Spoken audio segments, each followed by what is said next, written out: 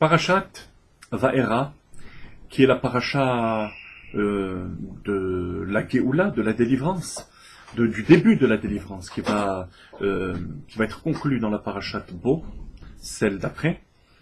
Et dans cette paracha, la Torah nous donne une clé, comment servir à Kadosh Baruch Hu, combattre contre la galoute, contre l'obscurité de l'exil. Verotseti, vehitzalti, vegaalti, velakarti.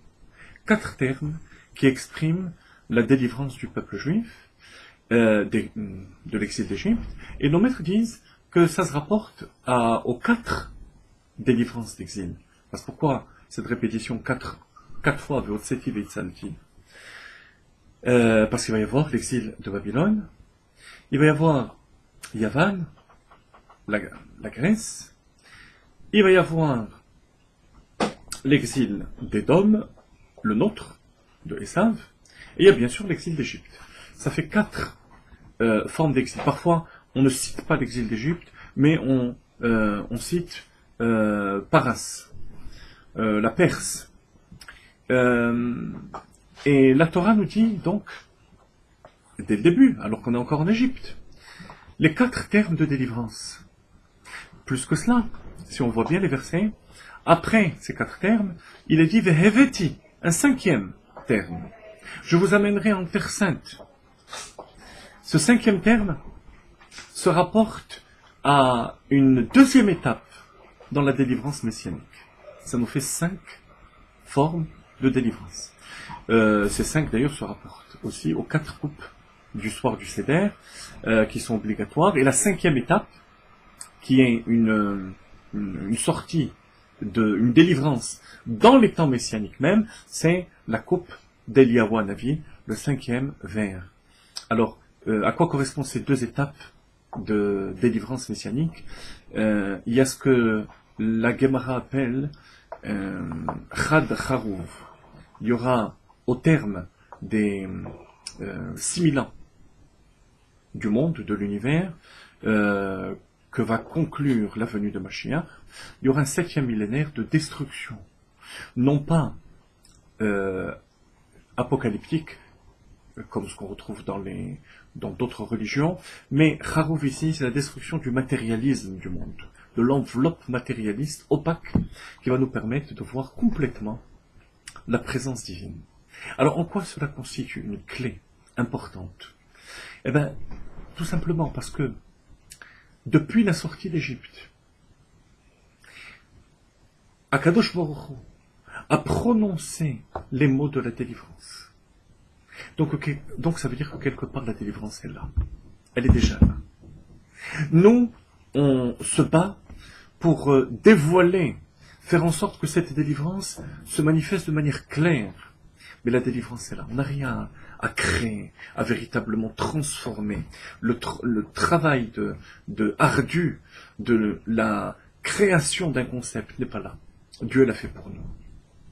Il a déjà décoché en quelque sorte la flèche de la délivrance. Vous allez voir, vous allez comprendre tout de suite pourquoi j'emploie ce terme.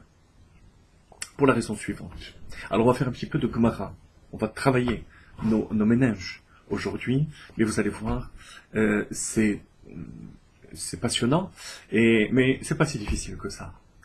Je vais vous citer Rabbi Yochanan dans Baba Kama, qui nous dit que lorsque quelqu'un allume un feu, et que ce feu se propage par un vent qui va embraser une maison, par exemple, tu en préserves. Au moment où la maison est embrasée, on ne peut plus rien faire.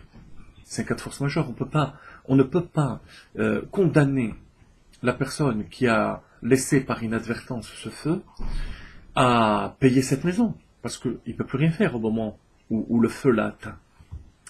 Rabbi Yochanan dit que par contre, on peut le contraindre à payer, on peut donc le rendre coupable par rapport au feu qu'il a allumé. Donc ça veut dire que sa culpabilité ne se fait pas au moment où la maison brûle, mais au moment où il a allumé le feu. Dans les termes de nos maîtres, Isho Mishum Chetzio. Lorsqu'on allume un feu, c'est comme si on a décoché une flèche. On décoche une flèche, au moment où la flèche commet son dommage, on ne peut plus rien faire. Par contre, on est coupable d'avoir décoché la flèche. Ce qui veut dire que, par rapport au dommage, notre responsabilité se situe au niveau potentiel des choses. Kushia, question. Le même Rabbi Yochanan dit que s'il était à l'époque des Chachamim qui avaient institué Tisha B'Av, le 9 Av, il n'aurait pas institué le 9, mais le 10. Parce que le 9 Av, il n'y a qu'une minorité du Beth Amikdash qui a été consumée, mais la majorité, c'était le 10. Le 9, ce n'était que le début. Question, Kushia. Rabbi Yochanan vient de dire que le dommage se cristallise au moment où on décoche la flèche, au moment où on allume le feu, donc le 9 Av, et non pas le 10 Av. Comment est-ce que Rabbi Yochanan peut se contredire de manière aussi flagrante? La réponse, c'est qu'il s'agit d'Akadosh Baruch Hu, il s'agit de Dieu. Il y a une grande différence. Lorsque l'homme décoche la flèche, ou qu'il allume le feu, il est déjà chayav. Il est déjà coupable parce qu'il ne peut plus retenir cette flèche ou ce feu. Par contre, lorsque c'est Akadosh Baruch Hu qui a allumé le feu, qui a embrasé le Beth Amikdash, il suffisait de déblayer quelques pierres, de reconstruire, de réparer les petits dégâts, mais la majorité du Beth Amikdash était là. C'est pour ça que Rabbi Yochanan considère que le jeûne du 9 Av aurait dû être institué le 10, parce qu'il s'agit d'Akadosh Baruch. Je pense que tout le monde a compris. Sinon, vous défilez en arrière et vous réécoutez. Mais là, il y a une deuxième question qui se pose. Par rapport à ce qu'on a dit au début. On a dit au début que lorsque Dieu a prononcé les termes de la Géoula est déjà là. Ben non, on vient de prouver à travers le jeûne du 9 Av que pour Akadosh Baruch Hu, il ne faut pas voir les choses par rapport au début, à l'état potentiel, puisque Dieu peut toujours rattraper la situation. Pour Akadosh Baruch Hu, il faut voir la fin.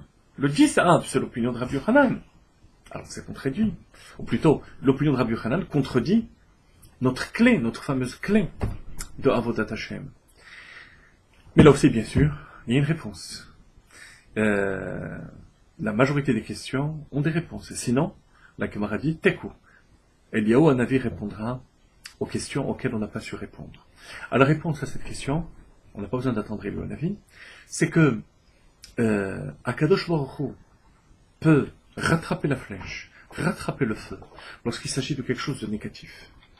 Par contre, lorsqu'il s'agit d'un élément positif, la délivrance, la Géoula, le fait d'avoir prononcé les 5 termes de délivrance, que Vayachol, si on peut s'exprimer ainsi, c'est parce qu'Akadosh Baruch Hu l'a voulu, il est en quelque sorte contraint de laisser cet état de délivrance. Il ne peut plus le rattraper. Parce que une névoie, lorsqu'Akadosh Baruch Hu transmet une prophétie ou une promesse, l'étova, pour le bien, le Rambam dit dans Ilchot Yesodei HaTorah, il ne revient jamais en arrière. Ce qui veut dire, chers amis, que la délivrance est là, dans chaque situation, à chaque épreuve qu'on a à subir, à chaque problème de la galoute pour le peuple juif, la délivrance est là. Il suffit de découvrir, de déblayer la couche qui est au-dessus pour la découvrir. Shabbat Shalom.